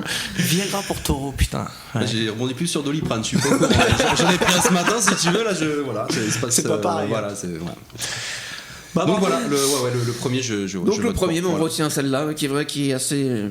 Écoute, alors, excuse-moi, tu vas chercher tes informations sur quel canard, du coup, J'en ai fait plusieurs, mais étonnamment, il se passe beaucoup de choses dans le monde. Hein. On croirait pas comme ça, mais on peut faire confiance à l'humanité pour ça. Ouais, moi, il y a de la matière. Tous les mois, on va trouver des trucs. Hein. Ça, je me fais pas de soucis pour ça. C'est rassurant. Non mais c'est impressionnant, c'est journalistiquement impressionnant. Il y a du taf, hein. Voilà. C'était la revue de presse. Enculé de ta race! T'es un connard, toi. Tu n'es vraiment pas très sympa. D'habitude, je pose au moins une question, là. Donc on va passer à une petite rubrique que j'ai spécialement concoctée pour toi. D'accord. Que j'ai nommée question de connard. D'accord. Voilà. Donc je dois y voir un lien avec question entre toi et la question. Enfin, je sais pas. Non, je dirais que sont des questions que pourraient poser des connards, quoi. Ah. Alors, écoute, en l'occurrence, moi. Bon, la première, je vais te la poser, mais en fait, on en a déjà parlé tout à l'heure. Je me suis laissé porter par la discussion. Je me suis dit, c'est pas grave. À 40 ans, jouer encore du métal, c'est sympa, mais il serait peut-être temps de jouer de la musique sérieuse. Ça commence à faire long, la crise d'adolescence, non? J'ai pas encore 40 ans. Allez, tiens, suivante. Bim. Eh bien, j'ai envie de te dire que le métal n'est même plus un style contestataire ni anticonformiste. Je pense que c'est devenu un petit peu un style écoutable, en tout cas par une grande partie de la population. Tu peux le voir sur les énormes festivals type Hellfest où il y a énormément de gens qui finalement n'ont pas les cheveux longs forcément, avec le cliché métalleux, les cartouches de pistolet en guise de ceinture ou des clous sur les épaulettes. J'exagère un peu, mais voilà, je pense que c'est quand même assez démocratisé, le style métal au sens large, hein, tu vois, que ce soit du rock un peu dur jusqu'au gros métal. Donc je pense qu'aujourd'hui, de par aussi la génération qui est la nôtre, qui a beaucoup été bercée par le métal, il y a quand même énormément de gens de 40 ans qui ne ressemblent pas à des métalleux, qui écoutent beaucoup de métal. Donc je pense que c'est un style qui peut être écouté potentiellement jusqu'à beaucoup plus que 40 ans. Ouais. Bah, en vrai, bon, c'est un peu l'évolution classique, mais tu sais, c'est comme quand dans les années 60, le rock and roll c'était la musique du diable, quoi. Tu vois. Alors que maintenant, les Rolling Stones, c'est des voilà. Pichnetoun, quoi. Pichnetoun. Hein voilà. Ouais. Alors, c'est qui mais ils sont encore là. Ils sont encore là. Mais tu vois, moi, je remarque ce phénomène-là sur Johnny Hallyday. Alors, tu vas me dire, ouais, ok, mais Johnny Hallyday, quand tu observes le personnage et ses fans, c'est du loupard, quoi. C'est des mecs qui sont bouillants. Johnny l'embrouille, quoi. Tu vois, genre, me regarde pas comme ça, sinon tu vas voir. Voilà. Et donc, ça, moi, c'est quelque chose qui m'échappe parce que je voyais pas du tout. Je voyais ça comme un rock un petit peu populaire, quoi. Un truc un petit peu easy listening, tu vois. Le dernier. Enfin, quand j'étais petit, j'écoutais Johnny Hallyday, ça me paraissait pas du tout un truc de loupard. Et finalement, il y a quand même cette historique-là qui moi me dépasse parce que c'est pas notre enfance, mais c'est quand même quelque chose qui était synonyme de blouson noir à un moment donné. Mais moi j'avais vu j'avais lu un truc aussi comme ça justement sur le début des années 60, et en fait tout à l'heure on parlait des années 90 quand t'écoutais des CD et tout ça, mais c'était encore pire en fait à l'époque. Écouter du rock'n'roll au début des années 60, c'était impossible, quoi, c'était introuvable, quoi. Donc t'avais des espèces de rebelles qui effectivement avaient réussi à choper parce que t'avais une base américaine à côté ou quoi, ou t'as toujours un mec qui importait des disques et donc ils avaient un disque de rock'n'roll, tu vois. Mais en vrai, quand t'as eu Johnny à la télé, et ben ils se sont fait putain, il est comme nous lui c'est du rock'n'roll. Et t'avais effectivement le côté où c'était les loupards, comme tu disais. C'est ça, un peu le milieu dur, quoi, le milieu rebelle. Exactement, ils avaient leur blouson de cuir, ils allaient se bastonner le samedi soir, et puis ils écoutaient Johnny Hallyday. Et ça, c'est un code qui tu vois, qui est obsolète maintenant. Si tu veux, nous on écoute Johnny allumer le feu, si tu veux, on n'imagine pas des bad boys derrière, quoi. Ouais. Alors tu vois, je me pose une question par rapport à ça qui est assez, je pense. J'aime bien quand tu plisses les yeux un peu. Voilà, tu vois, c'est que à l'époque, par exemple, j'ai commencé à écouter Sepultura. Je me disais, les groupes d'avant comme Motorhead, c'est pas trop ma came, c'est un peu trop vieillot, tu vois. Mais est-ce que les mecs qui écoutaient Motorhead avant, donc qui étaient fans, se disaient Sepultura, c'est un groupe nouveau, j'aime pas trop le nouveau style, c'est trop néo, tu vois. Bien sûr. Et est-ce que nous maintenant, les groupes qu'on écoute aujourd'hui, type Arcspire, ou des groupes très techniques avec les 8 cordes, les tempos extrêmement élevés, très trigués. Donc j'ai un regard là-dessus en me disant ouais, c'est un peu nouveau, c'est un peu un petit peu trop technique, un peu chiadé. Est-ce que ça fait ce langage entre guillemets de vieux con et répercutable à toutes les générations ou pas? Je crois que oui. Et voilà. Je crois que oui. Tu sais, il y a beaucoup ça avec le rap maintenant là, parce que le rap est devenu vachement mainstream et puis ça a vachement évolué. C'est la trappe qui a pris le dessus, tu vois. Voilà. Et t'as plein de mecs qui font mais ça c'est pas du rap. Alors que dans les années 90, tu vois, enfin t'avais des méga puristes du rap et il y avait un truc qui était pas tout à fait comme il voulait, c'était pas du rap déjà à l'époque. Alors après, je sais pas, j'ai quand même vu pas mal de rappeurs old school qui acquiesçaient sur le talent de rappeurs actuels. Tu vois, il y avait quand même des effectivement, il y en a aussi des continuités d'époque. À la limite, c'est plus, je dirais, les amateurs de musique, ceux qui écoutent la musique, qui vont dire ça. Parce que même, je pense que même dans le métal, ça m'étonnerait que, bon, j'ai pas d'exemple parce que je connais pas trop, mais ça m'étonnerait que t'aies beaucoup de musiciens qui disent ça, c'est plus du métal. Ah non, tu veux dire par rapport à des anciens projets, des nouveaux qui seraient en train de rejeter les anciens. Enfin, je sais pas, c'est par exemple, Metallica, je prends un exemple peut-être un peu extrême, mais ils vont pas dire ça, c'est plus du métal. Ah oui, non. Puis après, là, tu parles de monuments, ils sont surrespectés, tout ça, mais oui, non, en tout cas, oui, tu veux dire que eux, les anciens seraient en train de dire ça, c'est de la merde, quoi. Non, il n'y a pas de ça. Non, c'est quand même. Je pense que chez les musiciens, il n'y a pas trop ça en fait.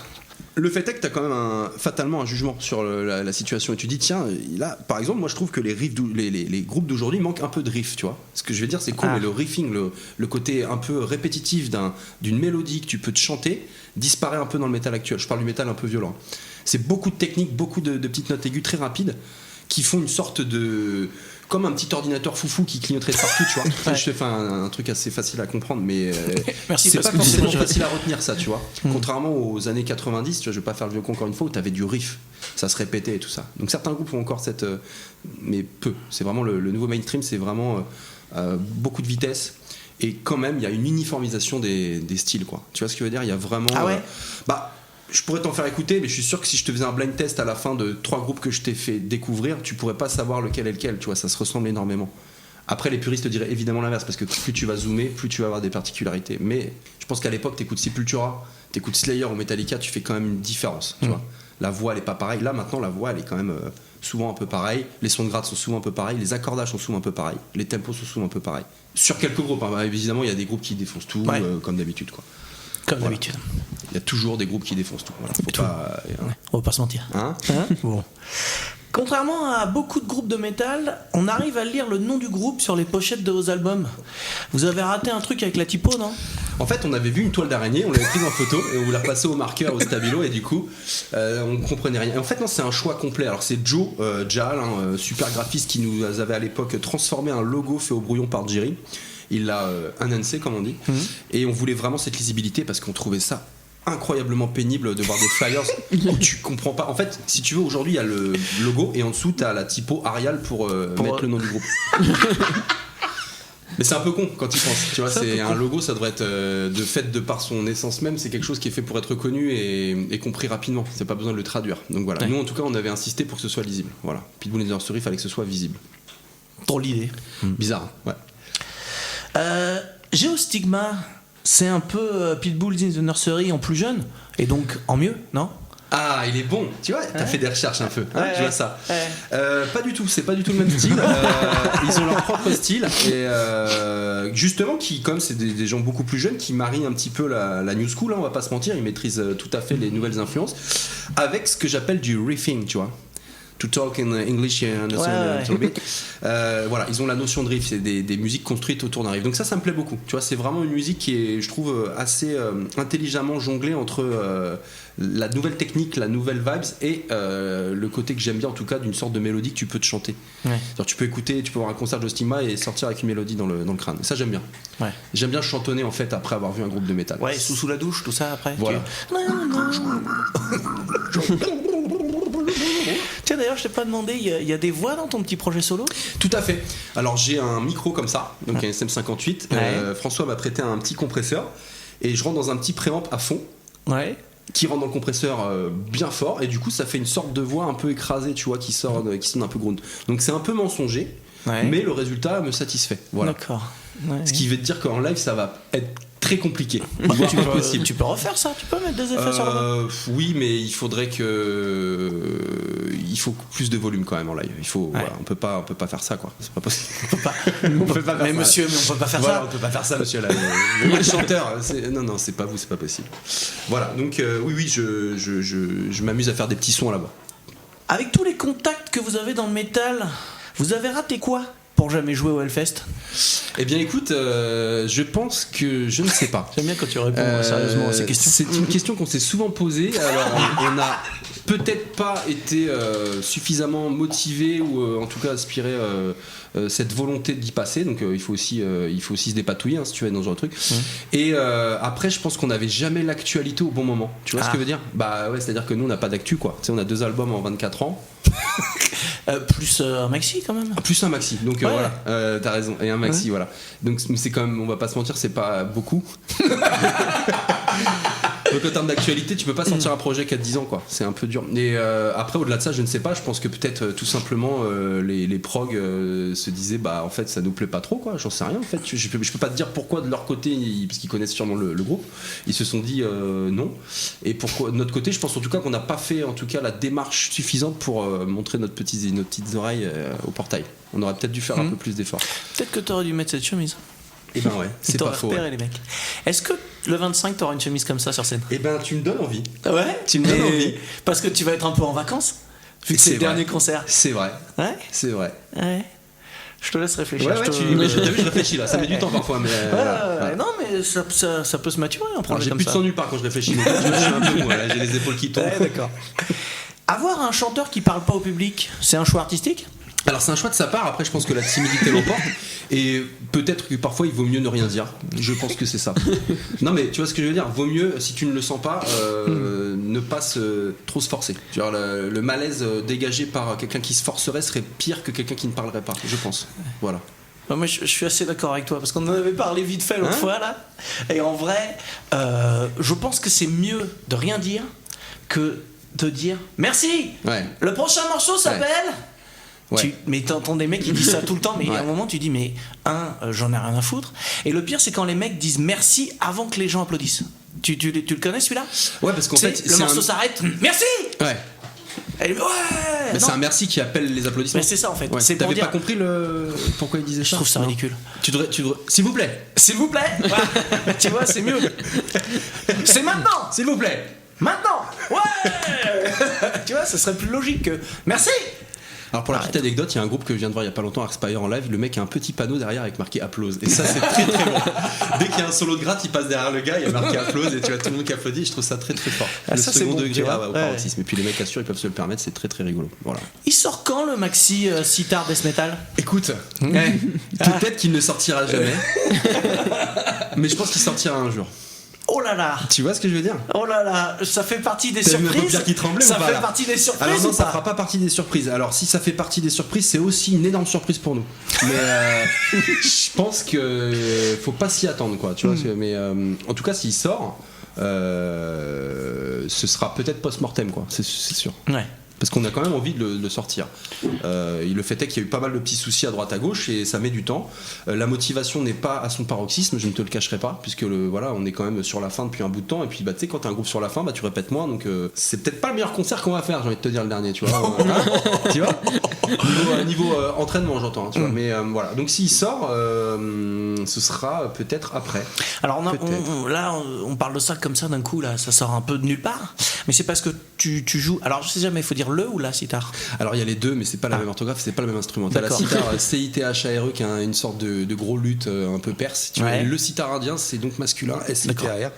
Instrument indien, calebasse de caisse de résonance, donc une sorte de famille de citrouilles, avec un énorme manche et un son qui marche avec un système de cordes sympathiques. Donc pour faire très rapidement, c'est des cordes que tu ne touches jamais, mais qui vibrent seules quand la même fréquence de notes est grattée au-dessus, tu vois. Donc c'est un système de superposition de cordes. Waouh. Et c'est ce qui fait ce côté un petit peu planant avec une sorte de bourdon permanent.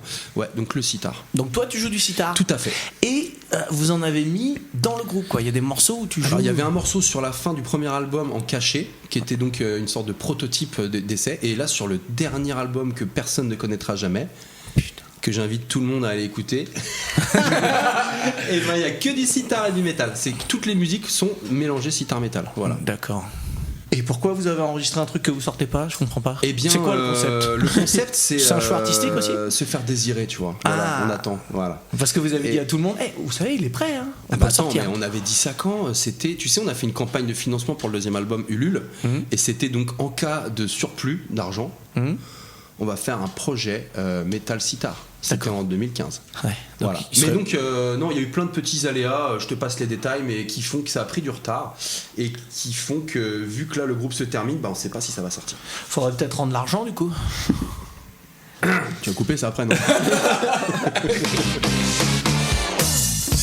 Allô? J'ai un travail pour vous. Allô? Qui est à l'appareil? Vous avez été choisi pour une mission de la plus haute importance. J'ai répondu. Sauver le monde. Alors on arrive, je sais que tu es un habitué de l'émission que tu connais par cœur, mais je vais quand même te réexpliquer cette séquence. Vas-y.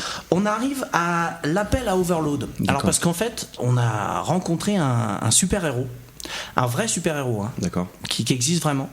Et donc tous les mois, on va lui passer un petit coup de fil pour voir un peu où il en est et qu'il nous parle un peu de sa situation, de sa vie de super-héros. D'accord. Sa vie professionnelle ou sa vie professionnelle, ouais. Bah, après, on verra. Peut-être que tu sais, quand t'es super-héros, je sais pas si t'as vu des films ou des trucs comme ça, mais t'as forcément ta vie professionnelle qui empiète sur ta vie personnelle. C'est sûr, mais du coup, c'est une sorte de statut d'intermittent ou il fait comment? Bah, écoute, tu dois faire 16 heures. Peut-être que tu peux lui poser 2-3 questions. On va voir. Vas-y, c'est parti. Allô, Overload?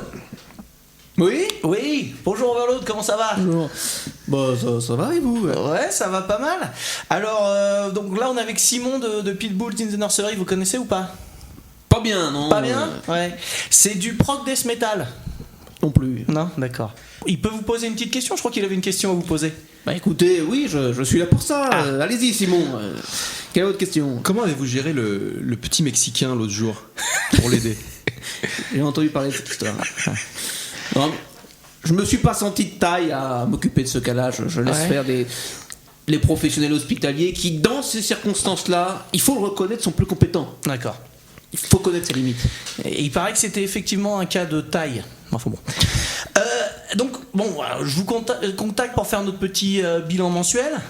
Et vous savez que votre dernière intervention a généré beaucoup de réactions. Hein. Ça vous étonne vraiment? Non, vous voyez, dans le monde dans lequel on vit, on fait une intervention de 5 minutes et on devient une idole. Non mais tout va beaucoup trop vite. Mais ça vous dérange ? Non, pas du tout, pas du tout. Non mais c'est un peu facile, je m'attendais pas à ça. D'accord. Qu'est-ce qu'on fait ? On continue ou pas alors ? Évidemment qu'on continue, évidemment. D'accord. Alors ça tombe bien parce que justement la grosse question c'était est-ce que vous êtes un vrai super-héros avec des vrais pouvoirs quoi ? C'est ça, les gens veulent savoir. Est-ce que vous avez des pouvoirs ? Qu'est-ce que vous savez faire ? Mais évidemment que j'ai des pouvoirs. On se lance pas dans le super-héroïsme sans pouvoir, déjà c'est ridicule. Non mais bon, pour faire simple, je vous explique. Alors bon, là en ce moment, je suis au repos. Ouais. Je suis comme vous, enfin bon, pas comme le Mexicain. Je comprends. Ouais. Pas comme le Mexicain. Ouais. Mais si on m'applique une tension électrique, je vais fonctionner comme une batterie et accumuler de l'énergie. D'accord. Cette énergie me permet d'acquérir des capacités physiques et cognitives hors du commun. Hors du commun. Hors du commun, oui. Ouais. Ah, d'accord. Et bon, et ces capacités, je les garde, je les maintiens tant que je suis chargé. Bon. Évidemment, plus j'utilise mon pouvoir, plus je me décharge. Logique. Mais il y a une limite ? Écoutez, pour l'instant, je l'ai pas trouvé. Ah. Non. Bon, si je dois être complètement honnête avec vous, le seul truc un peu chiant, c'est que je sais pas vraiment quand je suis déchargé. Bon, je sais qu'il me reste beaucoup d'énergie, ça c'est facile, mais quand on arrive sur la réserve, c'est un peu flou. Non. Et des fois c'est un peu chiant. J'imagine, dans certains cas vous avez besoin encore si je dois faire une comparaison un petit peu avec votre statut à vous, entre guillemets, c'est un petit peu comme quand vous avez faim. Bon, vous savez que vous avez faim, mais vous savez pas quand vous allez tomber d'une émission. Ah ouais, d'accord. Là c'est pareil, on sait pas bien. D'accord. Et à part ça, on sait qu'en général les super-héros ils ont des forces, mais ils ont aussi une faiblesse. Vous, c'est quoi votre point faible ? Non mais si, vous avez un point faible, c'est quoi votre... Non mais écoutez, vous croyez vraiment que si j'avais un point faible, je le dirais comme ça à tout le monde ? Bon allez. Non, franchement, vous pouvez le dire. Vous savez, il n'y a pas grand monde qui écoute l'émission. Comment ça ? Écoutez, vous venez de me dire que vous avez beaucoup de retours là. C'est quoi cette histoire ? Allô ? Non. Allô, Overload ? Non, ne jouez pas à ça avec moi, le podcast. Overload ? Ne jouez pas à ça. Overload ? Je crois qu'on a été coupé là. Est-ce que je t'en pose ces questions ? Bah non, mais j'aimerais bien. Alors Simon, on arrive à la dernière rubrique de cette émission. For sure. Et donc le principe, c'est qu'on inverse les rôles. On t'a posé beaucoup de questions jusqu'à présent. Maintenant, c'est toi qui peux nous poser des questions si t'as des choses à nous dire. D'accord. Ou à nous demander, bien sûr. Ça finit quand ? Ça finit quand ? C'est-à-dire je peux partir ou pas ? Je rigole pas, je sais pas pourquoi vous rigolez comme ça, mais... je sais pas. Ouais, bien sûr, tu peux.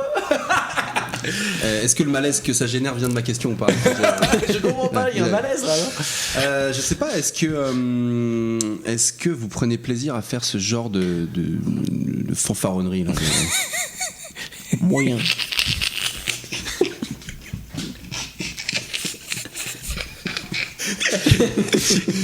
J'ai posé une question. Est-ce que vous avez peut-être un format quel est combien d'émissions vous comptez faire sur cette année par exemple ? C'est à hauteur de 1 par mois, c'est ça ?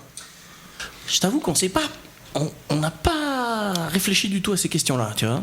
D'accord. Bah si, quand même. Enfin, on s'était dit 1 par mois. Oui, 1 par mois, mais par exemple, on s'est pas dit si on allait s'arrêter, combien on voulait en faire, si on allait s'arrêter à un moment. Par exemple, on s'est pas dit si on en faisait cet été, tu vois, je pense à ça d'un coup.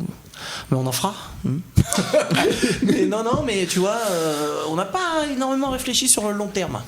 Le but, c'était de faire des émissions, ça se trouve, c'est la dernière. D'accord. Et alors, qu'est-ce qui vous a fait fusionner sur ce projet ? Qu'est-ce qui vous a donné envie de faire quelque chose tous les deux ? Je crois que c'est l'amour du travail bien fait. Ouais, parce qu'on s'est rendu compte que, globalement, tu vois, les mecs qui faisaient des podcasts, c'était pas terrible. Ouais, d'accord. On s'est dit on va leur montrer. Quoi. Relever le niveau, quoi. Ouais, voilà. D'accord. Voilà. Ouais. Et donc c'est pour ça qu'il n'y a aucun distributeur qui vous a donné envie de, enfin je sais pas, des propositions ou des. Oh, d'accord. Non, d'abord on se lance. On attendait d'avoir 2-3 émissions, tu vois, un peu de contenu, un petit peu de matière, et puis après on ira conquérir le monde. Et alors je vois que c'est assez éclectique comme émission. Donc vous parlez du funk à chien, de la musique en règle générale, mais alors. Où est-ce que ça va s'arrêter ? Est-ce que ça s'arrête que à la musique ou vous allez pas du tout élargir à toutes les formes d'art ? On est en train de réfléchir justement à la suite là, aux prochains invités. Je te vois ouvrir la bouteille de rhum là, il y a quelque chose qui se passe. Là. Ouais, je sais pas. Alors, donc, dans l'idée, on est plus parti sur des invités ou des thèmes un peu, on va dire, culturels au sens large. D'accord. Mais moi, on s'interdit pas de gérer des invités peut-être même plus techniques dans des métiers en particulier. Non, franchement, là-dessus. Donc vous êtes très ouvert sur le thème. Ouais. Non, mais moi, là-dessus, j'ai ma théorie. Le thème est. Je dirais que tous les thèmes sont intéressants. Mais il faut savoir trouver l'invité qui va le rendre intéressant. D'accord. Tu vois, par exemple, aujourd'hui, c'est raté. Donc, si l'émission ne paraît jamais, j'en tire une conclusion assez sévère par rapport à ce que vient de dire Guillaume. D'accord. Et qu'est-ce que je voulais dire ? Du coup, quel est le format de votre émission ? Est-ce que c'est un format, j'y connais rien en radio, mais un format qui existe, c'est-à-dire c'est une rubrique, une émission de 1 heure divisée en 5 rubriques, 4 rubriques. Enfin là, j'ai vu qu'il y avait plusieurs types de rubriques, je dirais 5. Ouais. Une présentation, mais il y a plusieurs interviews finalement, donc plusieurs rubriques qui sont à peu près des questions en fait. C'est ça que je veux dire. Comment vous avez pensé à votre format d'émission ? Bon, déjà, je tiens à préciser que la question est très claire. Merci de l'avoir posée. Non, le format, écoute, on s'est dit que c'était bien d'avoir un invité. Déjà, parce qu'on peut faire des podcasts sans invité. Tu vois, on pourrait parler de faits d'actualité. Et on voulait aussi, surtout mon camarade ici présent, rajouter, tu vois, des trucs en plus qu'on voit pas forcément toujours en même temps les interviews, quoi. Je me trompe pas ou... Non, c'est ça. Enfin, il y a l'interview, je dirais, mais on est plus sur le côté presque classique. On entend beaucoup d'émissions de radio, il y a des interviews, des invités, tout ça. Mais d'ailleurs, l'intérêt de faire des rubriques différentes, des thèmes un petit peu différents, c'est alors déjà de pouvoir en parler, et même avec l'invité, du coup, on discute d'autres choses que juste des activités de l'invité. Parce que je trouve que c'est intéressant aussi des fois de discuter un petit peu, juste de rigoler ensemble, et pas spécialement sur l'invité est venu pour ça, on parle de ça, puis après c'est fini. De rebondir dans la bonne humeur sur on discute, et ça permet aussi d'avoir une structure sur les différentes émissions, on a toujours ce même petit, tiens on passe à ce truc là, et puis des personnes peuvent accrocher sur certains morceaux, pas sur d'autres, et je trouve que ça dynamise vachement. Et alors, est-ce que vous pensez un jour mettre de la musique dans votre émission ? Je me suis posé cette question. On y a pensé. Alors, on a fait des émissions avec de la musique. Enfin, on a fait des émissions. Dans d'autres circonstances, on était amené à faire des émissions avec de la musique. Sur ce coup-ci, non. On s'est demandé. On s'est posé la question. Je vois que vous vous demandez encore, je le sens. Je sens quelque chose dans ton regard. Cette paupière encore. Mais je sais pas ce qu'elle a, cette paupière. Mais... Magnésium. Tu devrais aller consulter. Tu crois ? Ouais. Non, on s'était demandé à un moment si on demandait à l'invité de choisir un morceau, tu vois, un morceau qui voulait un truc, tu vois, sur lequel on aurait pu rebondir un peu, un morceau qui aurait du sens pour lui, ou je sais pas, tu vois, un truc un peu comme ça. Et puis finalement, on l'a pas fait. Voilà. Ça fera un format peut-être trop grand, en fait, trop large comme timing, quoi, c'est peut-être. Ouais, sur les mecs comme toi qui prennent des morceaux de 15 minutes, c'est ça. Alors, j'ai choisi un morceau de 1h30. Voilà, merci. À tout à l'heure. Et alors, est-ce que quand on fait de la radio, enfin du podcast comme vous, est-ce qu'à l'approche de la quarantaine, on se dit pas qu'il est temps d'arrêter les conneries, quoi ?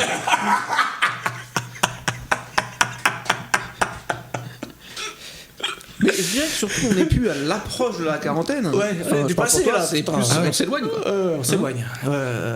Alors à l'approche de la cinquantaine, je reformule ma question. Est-ce qu'à l'approche de la cinquantaine, on se dit pas qu'il est vraiment temps d'arrêter les conneries bizarrement non. D'accord. Mais tu vois, mais je dirais que t'as pas beaucoup fait de podcast. Non, j'ai pas beaucoup machiné. Non plus. Donc, Mais tu sais là, non mais j'avais pas renversé de bière, alors je me suis dit que j'allais faire tomber le micro. Tu vois, tout à l'heure là, quand on a parlé de ce fameux Rick, Riquet les affranchis là, et qui disait depuis 20 ans. J'avais aussi entendu Orelsan. Alors bon, c'est peut-être pas un bon exemple parce que lui, ça a plutôt bien marché son truc. Mais il racontait que quand il était jeune, on disait souvent qu'il branlait rien, tu vois. Ouais, il branlait rien. Mais en fait, lui, avec le recul, il disait mais c'est pas vrai. En fait, je branlais pas rien, tu vois. Je faisais tout le temps de la musique, je faisais des petits montages vidéo, je tournais des petits trucs et tout machin. Et ce qu'il disait, c'est que ouais, effectivement, je faisais des trucs quoi.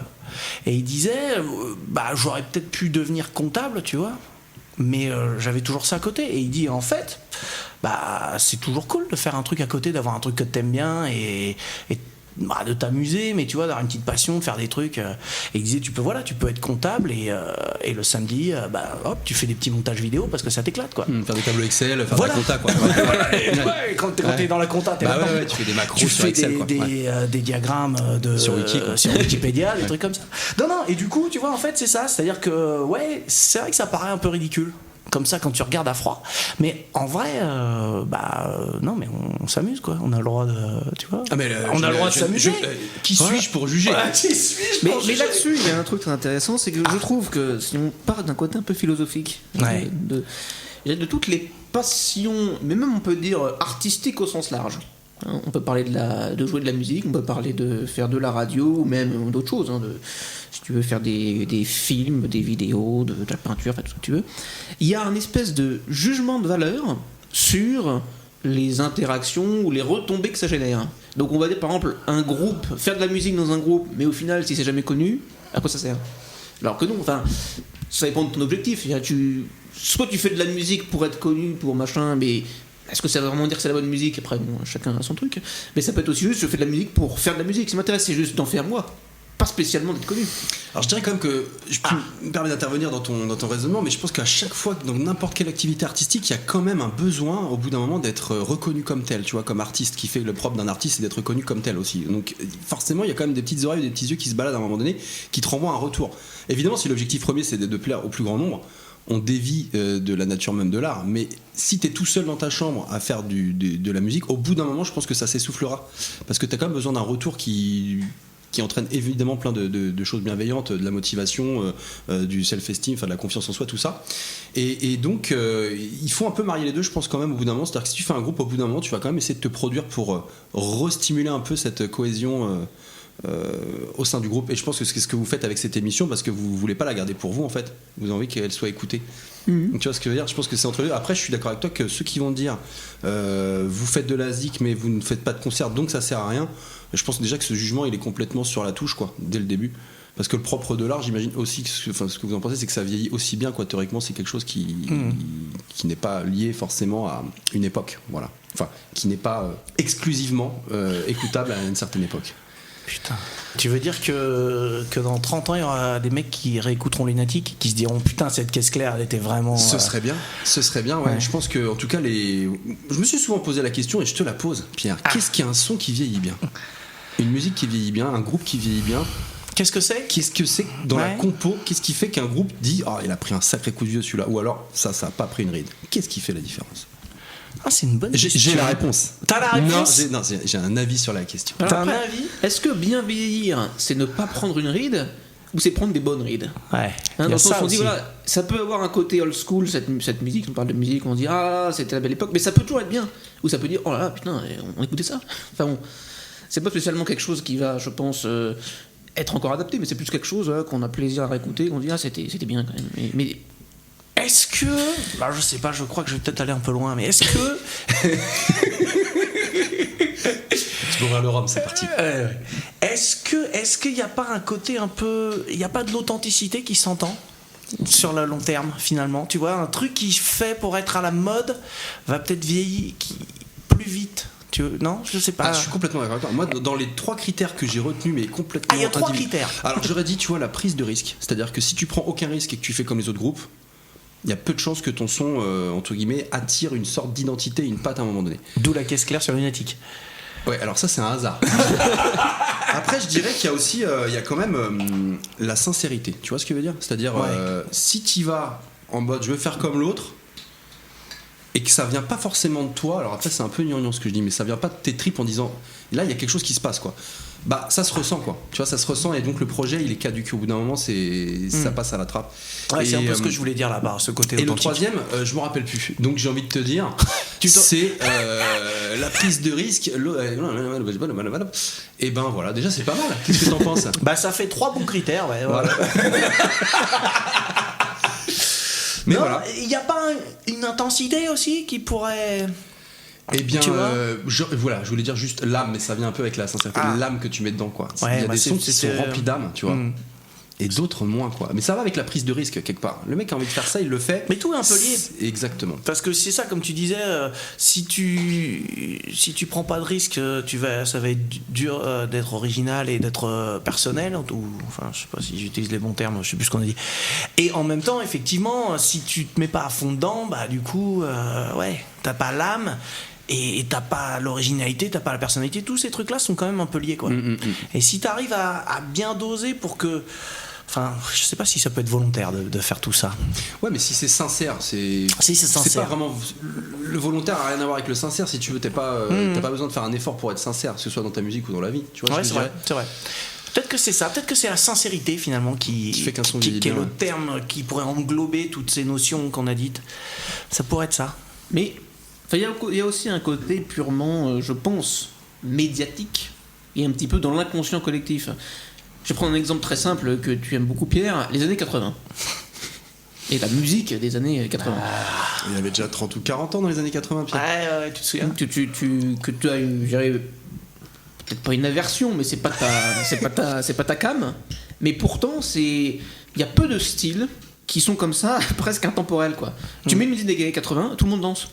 Peu importe l'âge. Enfin, alors que franchement, des fois, c'est des trucs qui sont même vieux, mais c'est vieux, ça fait vieux, mais ça marche. Tu vois ce que je veux dire? Et sur plein de groupes, hein. C'est pas que sur une musique des années 80 en particulier, c'est que.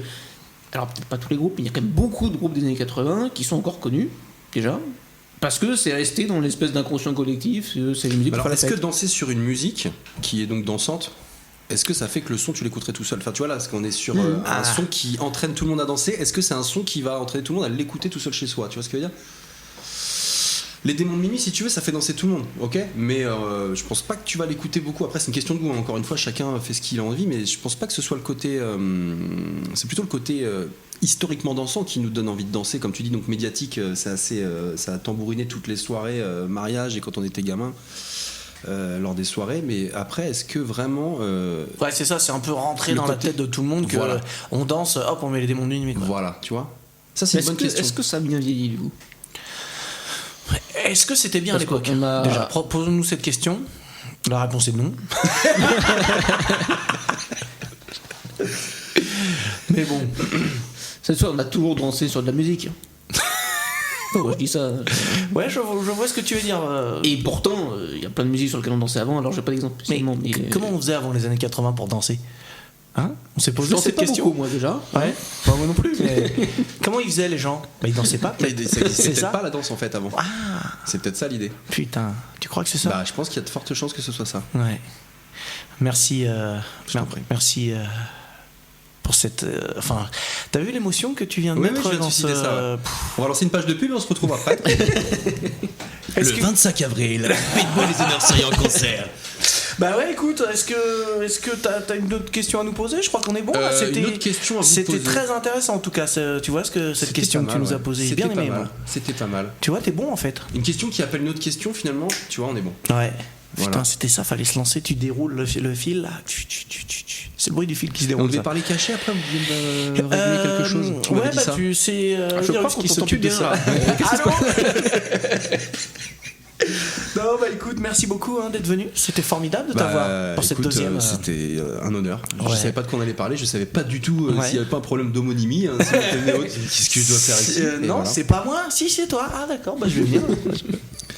Ouais. Bah, merci de m'avoir invité en tout cas. Non, c'était un plaisir. Et donc le 25 avril, à l'usine à Chapeau. Vous y serez? Moi j'y serai, ouais. C'est vrai? Ouais. Toujours ce problème. Ouais, c'est l'émotion. Est-ce qu'il faut acheter à l'avance là? Est-ce que ça se vend comme des petits pains? Alors écoute, j'espère que ça va se vendre comme des petits pains et que tu n'auras plus de place pour rentrer parce que ce sera quand même pas mal pour nous. Ça voudra dire qu'il y a plein de gens. Je t'appellerai au dernier moment pour avoir une invite, mais tu l'auras filé déjà, tu vois. Tu me feras le même coup. Exactement. Je pense que j'espère en tout cas que ce sera blindé.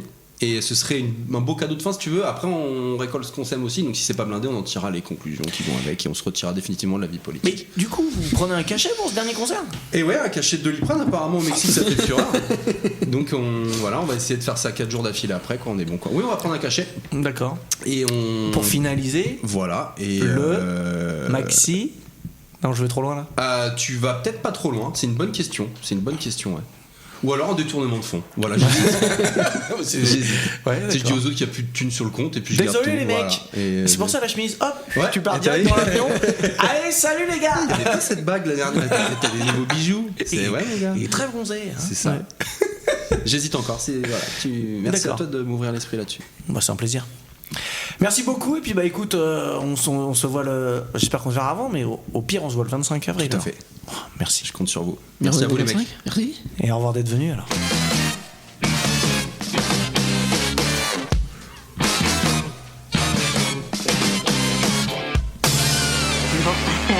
Bon, excusez-moi. Il est tard maintenant, il faut que je rentre.